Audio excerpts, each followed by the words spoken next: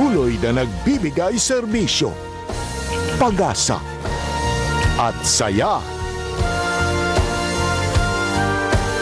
GMA Regional TV, kapuso ng bawat Pilipino.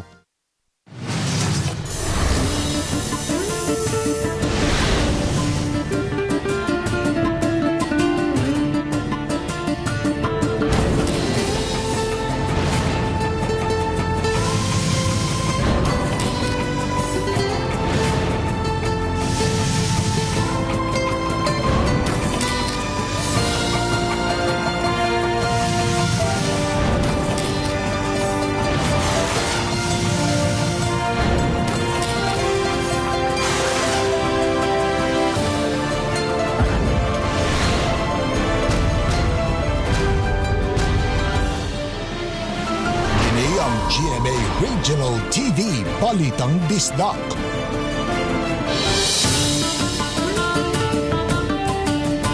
Mayong hapon na kining inyong GMA Regional TV, Balitang Bisdak, ang bugtong kasaligan, kasandigan o kadangpan sa mga Bisaya. Ako si Bobby Nalsar. Nga maghatod sa labing dako og mga nagunang balita nga mahinungdanon sa Central ug Eastern Visayas. Ako si Alan Domingo. Ako si Cecil Kibod Castro, live si GMA Complex sa Dakbayan sa Sugbo.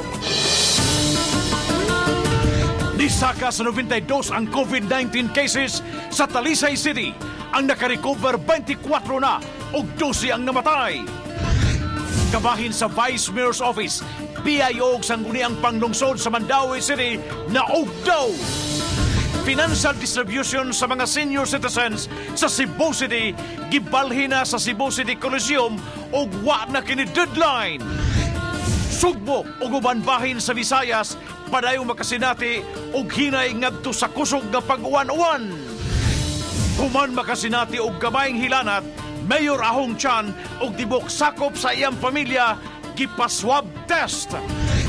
Mga duwada og trabaho, makaduwat og ayuda gikan sa SSS nga 20,000 pesos o depende sa contribution.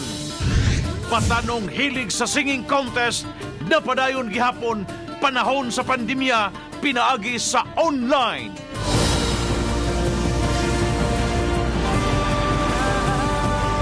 Kini ang GMA Regional TV, Balitang Bisdak.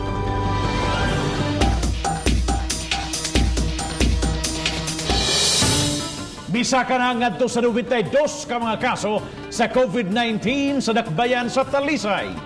Ning si manahalang ubay-ubay usab nga mga health workers ang nagpositibo sa COVID-19. Apan gihangyo sa Talisay City Health Officer ang publiko nga di unta i-discriminate ang mga health workers nga nagpositibo sa maong sakit. Si Lian Sinkulan sa report.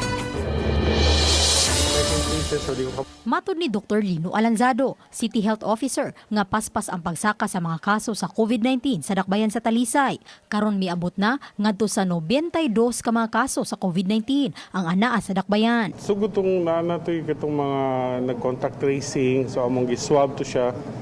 Dito siya nagsugod nga na duha ka weekend nga tag-as kayo mong kaso, tag 10, tag 11. Then nasad mi nag-swabbing nga katong mga contacts gihapon. 24 pa lang ang naka-recover ni ini, samtang 12 na ka mga tao ang mitaliwan, diin sagad kanila aduna nay daang balatian.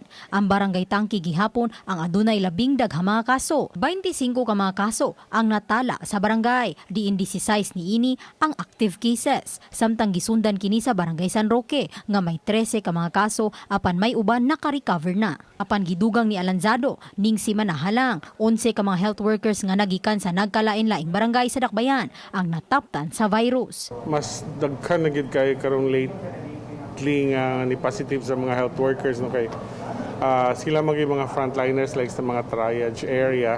Samtang matud usab ni Mayor Samsam Gulyas nga kaniadto nakadawat siya og report sa diskriminasyon sa pipila ka mga frontliners. Iyang hangyo sa mga mulupyo nga likayan ang pagtamay kanila. We keep on repeating it na if ever Simbako, kung kita'y mada sa hospital Simbako, sila magimutabang na to o sila may nagpadagan dito.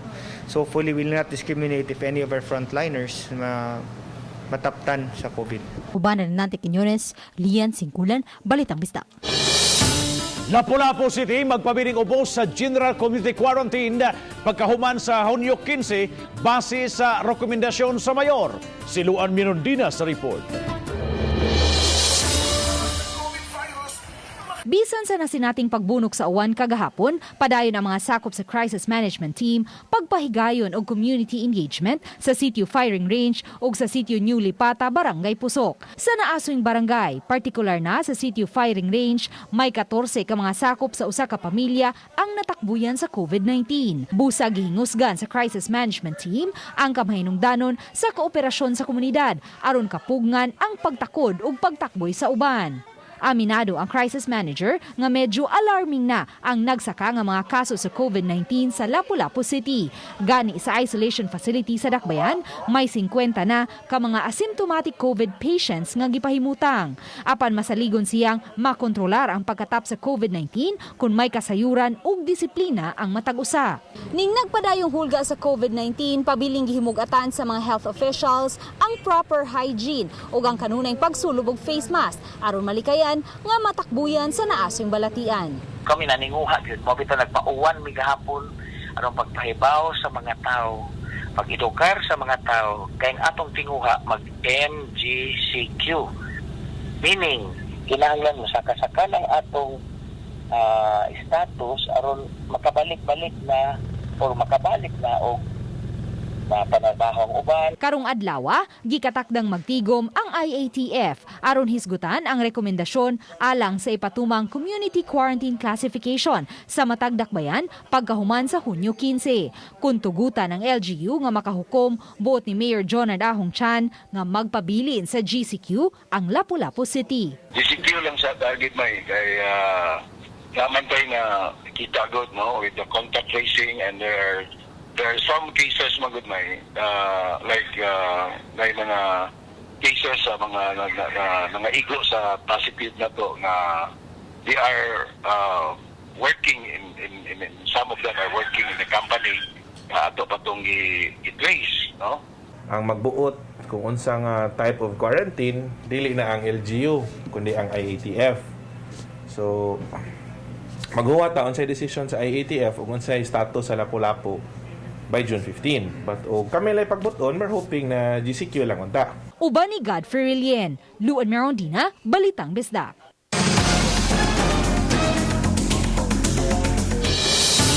Niolbo ang sunog sa usa ka parte sa Mandawi City Hall. Kanilang kadlawon, gumikan ini suspendido kanang adlaw ang kalihukan sa opisina o serbisyo sa syudad. Ang report ni Nico Sereno.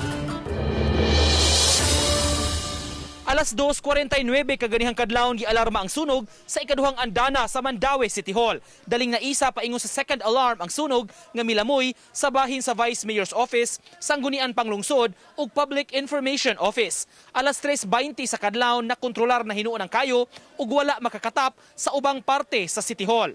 Pagkahayag na kini ang itsura sa gibilin nga danyos sa istruktura.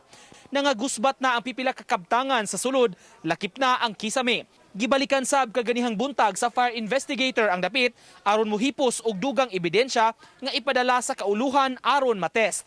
Gipangunayan sab sa mayor ang pag-inspect sa building. Ato ang SOP yun, doon nagitay ko ang procedures like electrical wiring for electrical analysis at ipada sa Manila. Kanya debris and ashes, makwasa ta for any examination if there's a flammable substance contained. So nakuha namin karon naamgo ni aircon nga ang outlet niya nasa ibabaw niya mao na atong ipa-investigar ug unsa gay hinungdan gyud. Pero so far sa makita sa mga ato sa fire marshal ang katugyong mga electrical wirings na sa taas. Gibanabanang 300,000 pesos ang gibilin nga danyo sa sunog. Tungod sa nahitabo, walay kuryente ang building ug gisuspenso una ang trabaho ug mga transaksyon. Kini samtang na busy sab ang uban nga mga empleyado sa pagpanglimpyo sa nagbanaw nga tubig. Nate option no ang nate dako kay lugar diha sa public market. Mao tay atong ikuan may na lang wa sad maapil ang session hall no nga kuan ang actually ang damage good ang katong mga offices sa mga councilors. Gipasalig sa Secretary sa Sangguniang Panglungsod, doon na sila'y backup file sa ordinansa ug mga resolusyon sa dakbayan. Ang atong mga daan nga files which date back from paper na to ba, paper nga files, which date back as early as mga 1900s in Spanish na save pa sa luyo sa session. Although, papasok ko kakita, unsay formada. Gilauman nga makabalik ra sa normal nga operasyon ang City Hall sunod simana ug i-relocate usab ang mga apektado nga opisina. Historical ug cultural landmark kung makonsidera kining Mandaue Presidential Building nga natukod ni pang 1930s. Mao nga importante nga mapabilin kuno gihapon ang itsura ug istruktura niini bisan pa man sa nahitabong sunog tungod kay kini mong edipisyo na himunang saksi sa mabulukon nga kasaysayan sa Mandaue. Uban ni June Solon, Nico Sereno, Balitang Bisdak.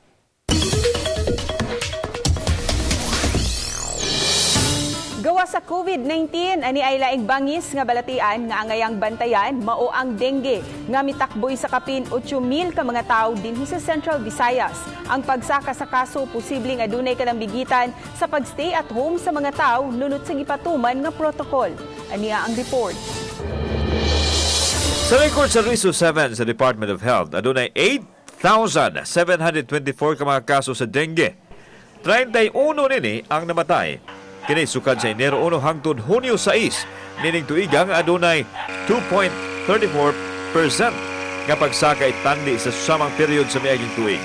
Usa sa gitanaw nga posibleng hinungdan sa pagsaka sa kaso sa dengue ang pagpundo sa mga tao sa mga Pinoy-anan sa miaging mga buwan nunod sa protocol. Probably because, number one, ang ato lang pong mag-gather bitaw murag ma-conclude, although di pa yun siya final, is that more people are staying inside the household. Magudagag tao ang nara sa sulod sa bahay. Okay. Mahinungdong ta, ang lambok na nagdala sa dengue, ang usa sa mga lambok na nagdala sa dengue, like, ang Aedes aegypti, preferred mong niya mo breed sa sulod sa bahay, mag-blood meal sulod sa bahay, kunya, ato sa siya mo rest indoors. So, basically, naay dagang tao sa sulod sa bahay, so dagan o posible nga host ang lamok. Gipasabot ni Dr. Ronald Buscato sa DOH7 nga nagpadayon gihapon ang programa uban ang mga local government units batok sa dengue. Apan apektado usab ang ilang operasyon sa kasamtangang pandemya kay dili man basta-basta makasulod sa komunidad ang mga health personnel sa pagpahigayon sa mga dengue program. Magkinahanglan magud ang atong mga nurses nga mosulod og sa kagatos kabay.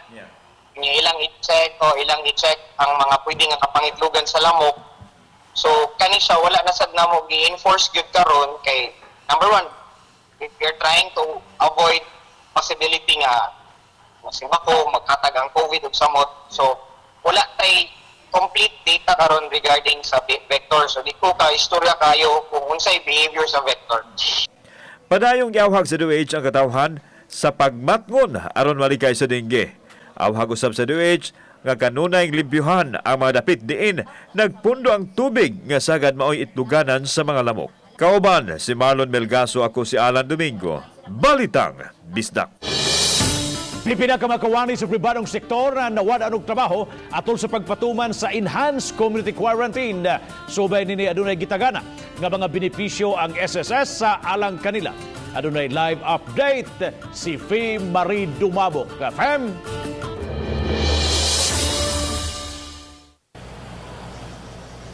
Bab sa miaging buwan kabina sa 210,000 ka mga kawani sa Tibok Central Visayas ang napektuhan.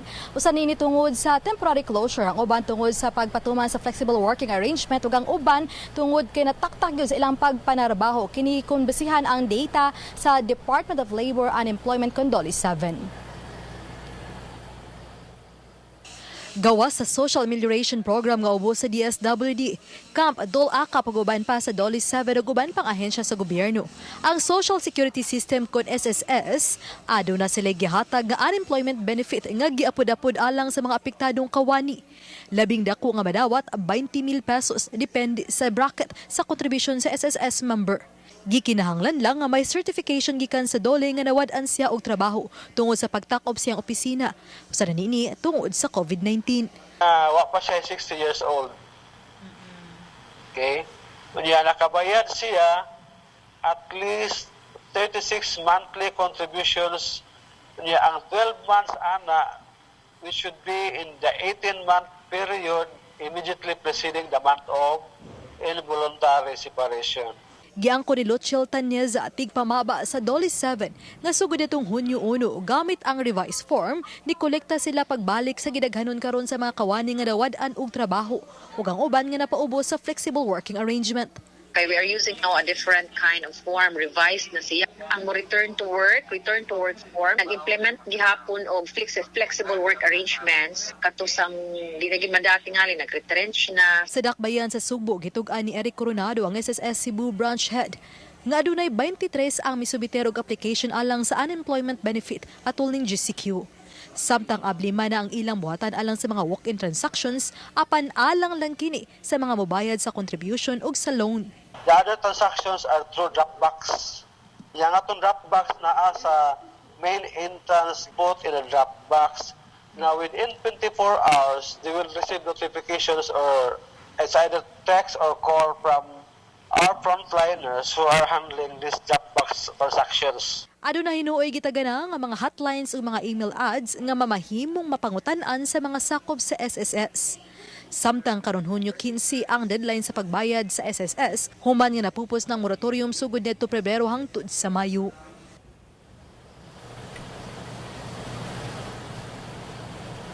Bab diha sa pagbayad sa buhatan sa SSS aron dili maghuot, nipatuman sila og number coding. Ang mga SS number nga dunay last digit nga 1 ug 2 alang sa adlang Lunes, ang 3 ug 4 sa Martes, ang 5 ug 6 alang sa Miyerkules, samtang ang 7 ug 8 alang sa adlang Huwebes ug ang 9 ug 0 alang sa adlang Biyernes. Ug katong mga deadline na gyud ug katong mga representante sa ka kumpanya o bookkeeper sa ka kumpanya ang mamahimong ma-accommodate Lunes hangtod sa Biyernes. Bob? Thank you so much, Faye Marie Dumabok sa imong live report. Pagpahigayon og sale sa usa ka mall sa Dakbayan sa Lapu-Lapu gikanselar. Si OIC Attorney or City Attorney James Saison may pahinumdom sa tagduma sa naasoing establishmento kalikayan ang unsa mang mag-gimmick sama sa sale nga makapatapok og daghang mga tao. Samtang gipaubos pa sa GCQ ang Dakbayan sa Lapu-Lapu. Kagahapon mihugob ang mga customers sa usa ka pribadong establishmento nga nagpahigayon og buy to take to sale nga mula nag-unta og usa ka semana. Ang promo apan gipakanselar na kini. Wa man sa taningon nga di sila mo open. So pwede sila mo open because under GCQ rules pwede man mo maka-open na, no? But ato lang sa likayan ang kanang mga pag-entice og mga sale, no, nga maka-unregion ang mga tao.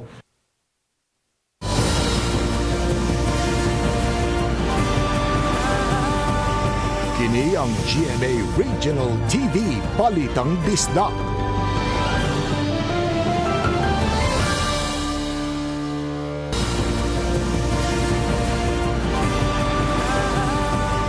Kini ang GMA Regional TV Balitang Disda.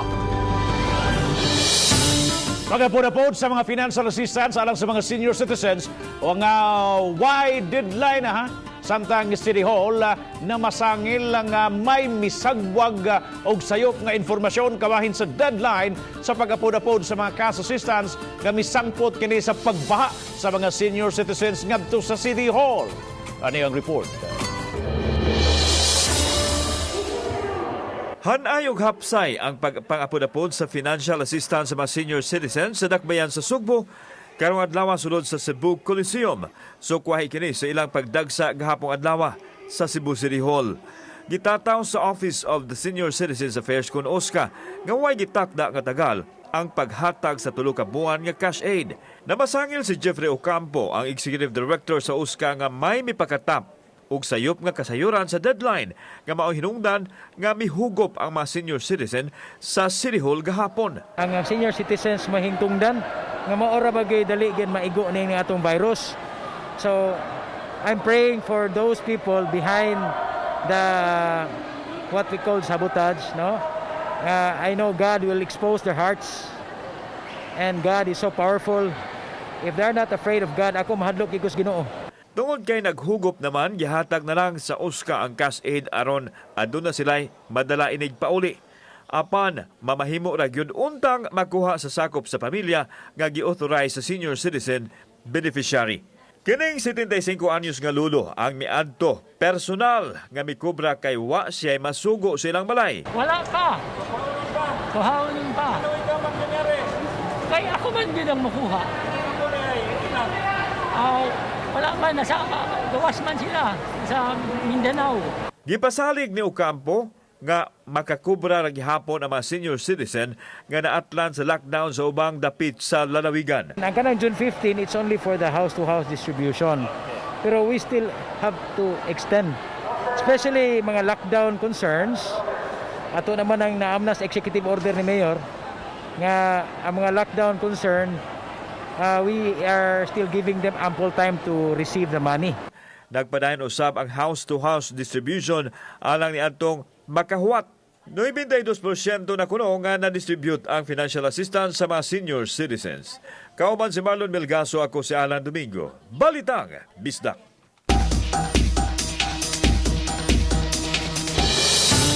Lapu-Lapu City Mayor Junard Ahong Chan umasakop siyang pamilya mipabot sa swab test human nakasinati ang mayor og slight fever. Si Luan Merondina sa report. Sa FB page ni Lapu-Lapu City Mayor Junard Ahong Chan, gibutyag niini nga voluntaryo siyang mipaubos sa swab test kagahapon. Matod sa mayor, atol sa iyang scheduled check-up niadtong Lunes. Nasuta man nga may slight fever siya, busa siya na mismo ang voluntaryong mipaubos sa swab test. Okay, katong the rest of the results sa laboratory nako, ang tanan normal lang, no? Doon nalay sa katong chest nako nga murag naigamay nga gasgas, but ingon ang doktor nga okay ra to siya. After the laboratory, naka-encounter ko og slight fever, mo to na nagpa-undergo na lang po ko og PCR test. Og isip protocol, samtang nagpaabot sa resulta, nag-home quarantine lang una ang mayor. Gipaubos usab sa swab test ang tanan niyang sakop sa pamilya. At least kabaw magita na we are exposed, no?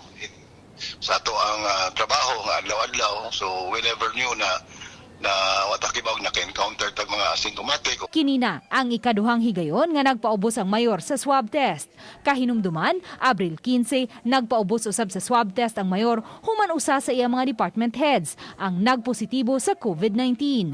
Nagnegatibo hinuon ang resulta sa unang swab test sa mayor. Apan gitataw ni Mayor Junard Ahong Chan nga nagpabilin siyang nagtrabaho sa iyang mga buluhaton bisan pa man kung naka-home quarantine. Uban ni Godfrey Lien, Luan Merondina, Balitang Besda.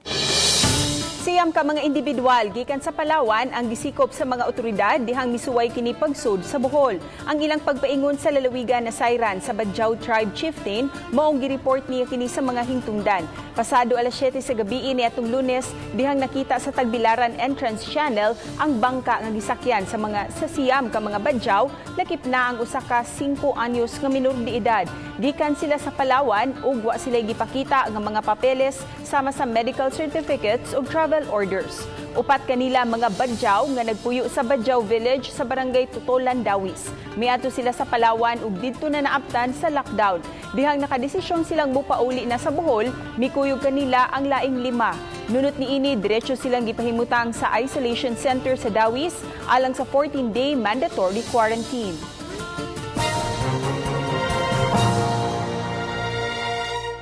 Mayang adlaw mo kini ato ang latest weather update karong adlaw Huwebes, June 11, 2020.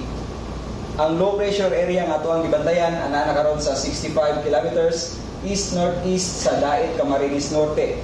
Ang mga LPA gipaabot nga mamahimong usa ka bagyo karong mosunod na 24 oras ug atong pagatawgon og si Bagyong Butchoy.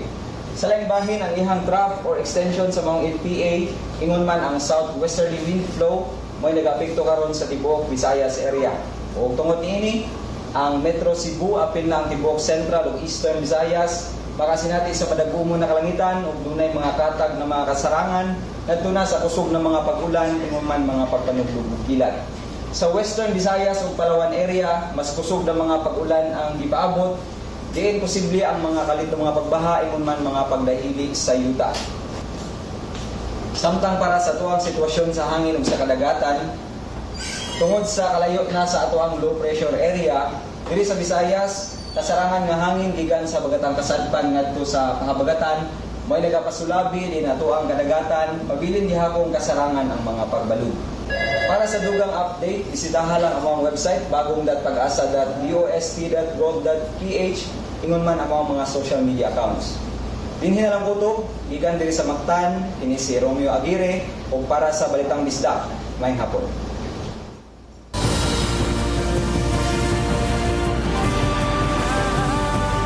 Kini ang GMA Regional TV Balitang Bisdak.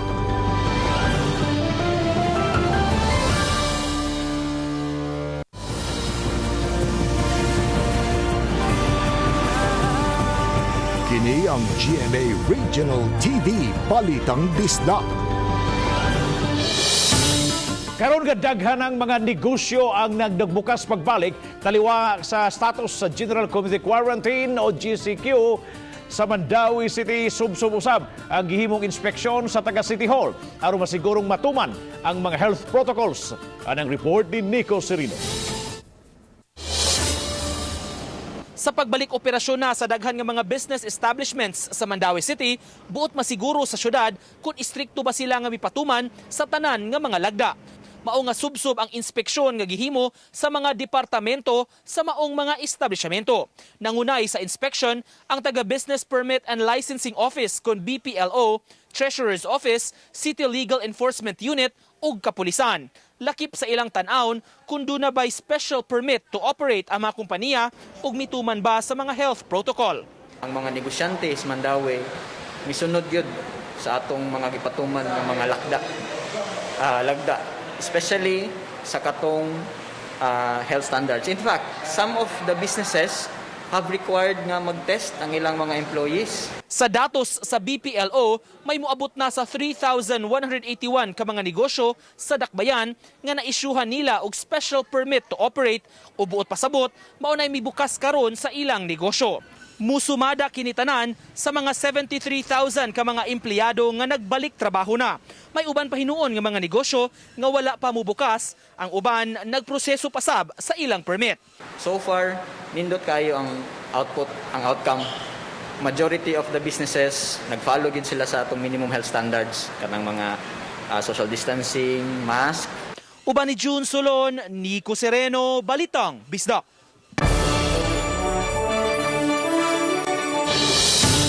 Simultaneous flag raising ceremony ipahigayon ugma sa Lapu-Lapu City Hall ug sa Mactan Shrine alang sa kasulugan sa adlaw sa kaugalingon. Gipasabot ni Lapu-Lapu City Mayor Junard Ahong Chan nga ubos sa lagda sa IATF. Limitado lang adto sa 10 ka mga tao ang unsang panagtigom nga ipahigayon. Hinungdan nga ibahin ang flag raising sa duha ka venue sa Mactan Shrine ug sa Lapu-Lapu City Hall apan ipatuman yapon ang social distancing. With Secretary Roque nga ilimit lang ang number of persons so man ang atong ibahin may and some of our department head himo po og flag raising there in front of the Lapu-Lapu City Hall. Adunay 105 ka mga bagong kaso sa coronavirus disease kon COVID-19 sa dakbayan sa Sugbo karong adlaw nga mosumada na sa 3,194 ka mga confirmed cases sa Cebu City. Samtang adunay 3 ka laboratory negative nga mosumada na usab sa 1,722 ang naka-recover. Samtang moabot na sa 35 ang nakalas. Kini ang gipagawas nga data sa Department of Health kun DOH Region 7. Samtang sa tibuok Region 7, mukabat na sa 4,144 ang confirmed cases base sa record sa DOH.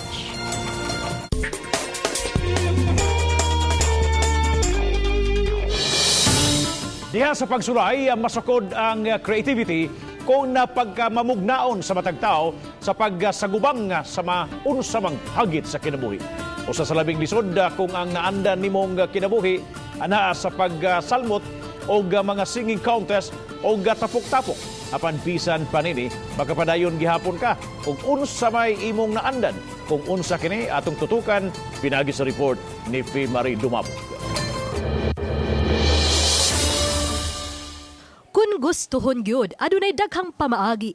Kini ang gipakita sa batan-ong si Maria Francesca Alison Gallardo o mas na ilang Alex, tagahagna Bohol. Sukad sa 9 anyos, hilig na ni Alex ang pagsalmot og singing contest sa bisan asang dapit sa Bohol, matag summer, ilabi na kay wa og tuo ang fiesta sa Mayo. Maaghat siya sa pagsalmot tungod sa premyo nga magamit niya kaayo sa pagpalit og mga school supplies ug baon sa pagbukas sa klase. Naturally feel of excitement kay kuan ma-challenge bitaw kalingaw kay contest man na siya. Since murag nahimot po siyang career na ho every summer kay pura wag ka na mag-generate og money bitaw. Hinungdan nga usa sa nakapahugno niya ning tuiga sa pagtumaw sa COVID-19 kay kanselado man ang makapa-excite kaniya matag summer. Apan, laban lang gihapon si Alex kay dihang nakaibaw siya nga adunay online singing contest, why duha-duhang misalmot siya bisan naka-quarantine. Sa pagpadayon sa online singing contest, laki pa siya sa top 3.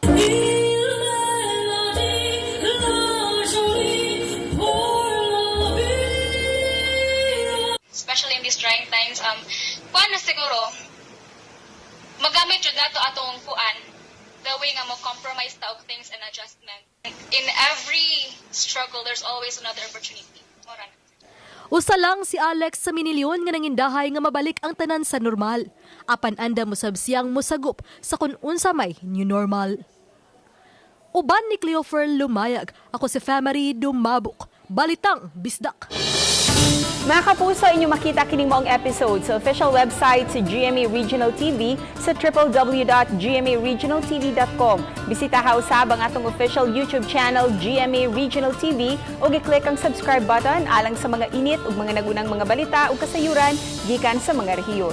Daghang salamat sa mga kapuso nato apil lang na sa gawas sa nasod nga nagisayon sa mga dagko o mga nagunang balita sa rehiyon. Ako si Alan Domingo. Ug gikan namong tanan dinhi sa Central ug Eastern Visayas, ako si Cecil Kibod Castro. Ang inyong balita, ang among balita, tungod kay matag lokal nga balita mahinungdanon. Kini ang inyong GMA Regional TV Balitang Bisdak. Buong puso para sa Pilipino. Ako si Bambi Nalsaro. Maayong hapon mga kapuso.